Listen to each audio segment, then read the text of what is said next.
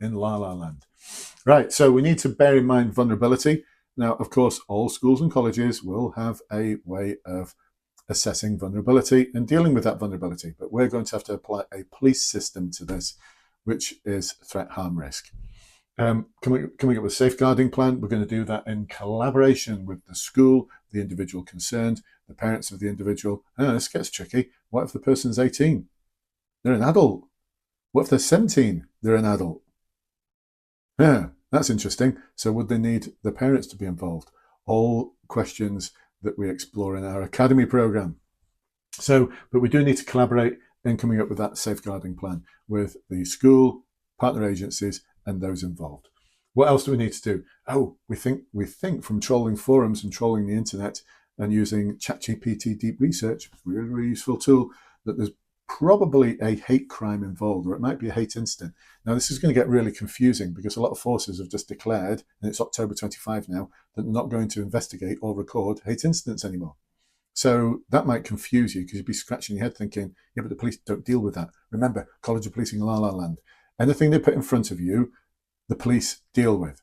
But if it's a hate crime, then that's different. If a crime has occurred, then we need to utilize our investigation plan, which would involve the 5 building blocks. We protect the person, we protect the scene, we recover evidence from the scene, we look for witnesses, also using CCTV. And the 5th stage is dealing with the suspect. And we deal with the suspect not by enforcement and sending everyone to court. We deal with them through things like out-of-court disposals, restorative approaches. Right, there you go, folks. Plenty of tips. What we can say is a big part of it, and this would apply to anything. So even if they changed it tomorrow to something else, these hacks would all be applicable. So the 3 hacks for the first exercise are information gathering. You need to describe how you do information gathering. Secondly, you need to describe how you want to form a partnership to be able to deal with this. Not just that I will form a partnership, but how are you going to do that? And the third part is what things are you considering delegating? Because a lot of what you're going to do is about delegating. Why?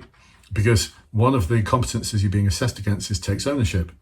And so takes ownership involves an element of delegating. You can't just take on everything yourself.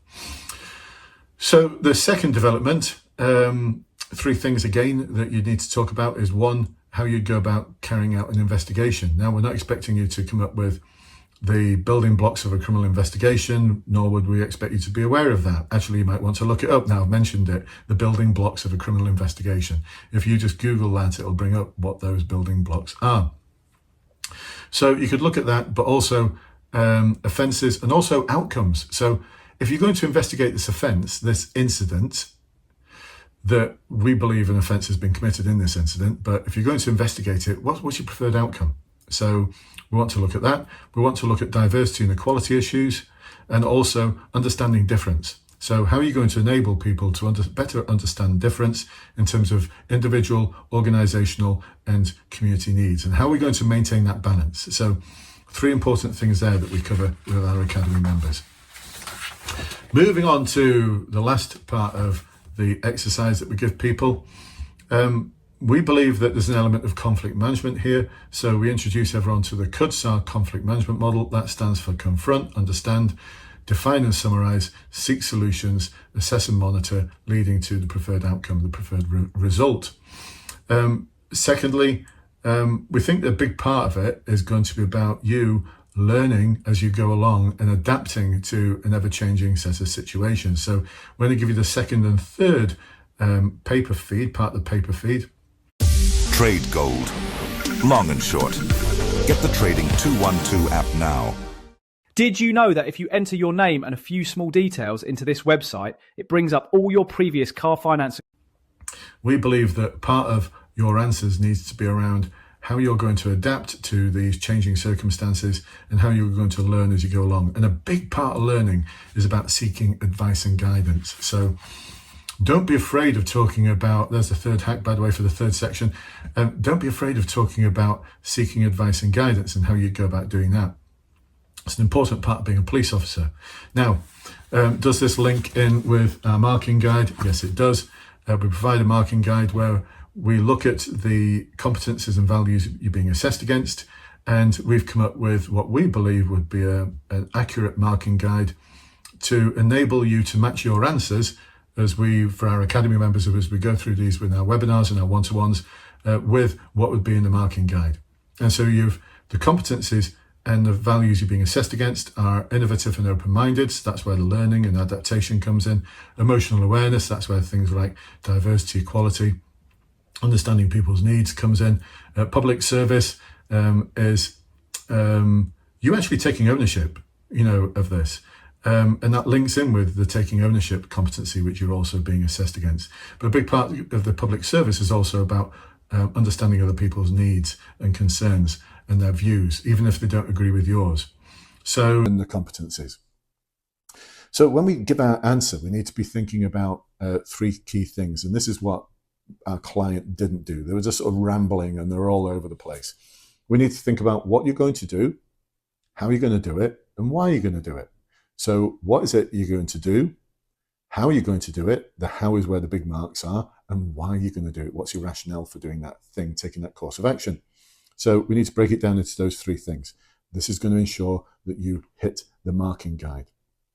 Secondly, there are some issues to deal with that will involve safeguarding.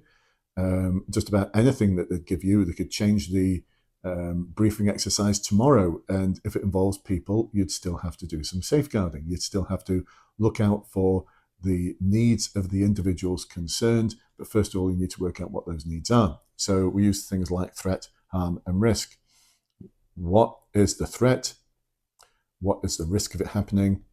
And how are you going to manage the risk associated with it? Threat, harm, risk.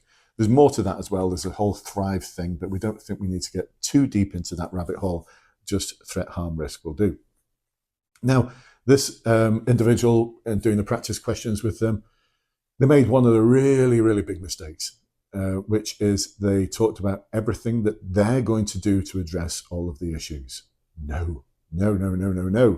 As a police officer, you're going to rely on partner agencies, and you need to adopt a partnership approach to everything they're going to throw at you. So you need to be aware of the sort of agencies that the police will work alongside, especially if it's to do with young people. And I know that they tell you don't need to have any knowledge of policing to do these exercises.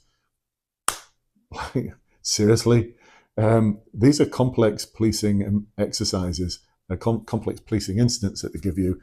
You do need to have some knowledge of how policing works. Seriously. You just ask any of our clients. You really do.